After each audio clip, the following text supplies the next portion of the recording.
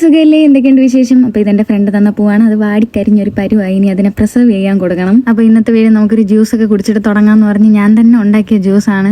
Show കാണിച്ച് കയ്യിൽ കൂടെ എല്ലാം വീണ് അവിടെ ഫുള്ള് നാശമായി. അപ്പോൾ നമ്മൾ 2 ദിവസം മുമ്പിട്ട വീഡിയോ എന്ന് പറയുമ്പോൾ ഈ വീഡിയോ മുമ്പത്തെ വീഡിയോ നമ്മളൊരു നെയിം മീറ്റിംഗ് ചലഞ്ചിൻ്റെ വീഡിയോ ഇട്ടിട്ടുണ്ടായിരുന്നു. അപ്പോൾ അതിനൊരു 354 കമൻസ് കിട്ടിയിട്ടുണ്ട്. 354 അല്ല, 354ൻ്റെ പകുതി എൻ്റെ റിപ്ലൈ ആണ്. അപ്പോൾ ഒരു 177 നെയിംസ് ആൾക്കാർ സജസ്റ്റ് ചെയ്തിട്ടുണ്ട്. അപ്പം എല്ലാവരുടെയും നെയിംസ് നമ്മൾ ചെയ്യണമല്ലോ.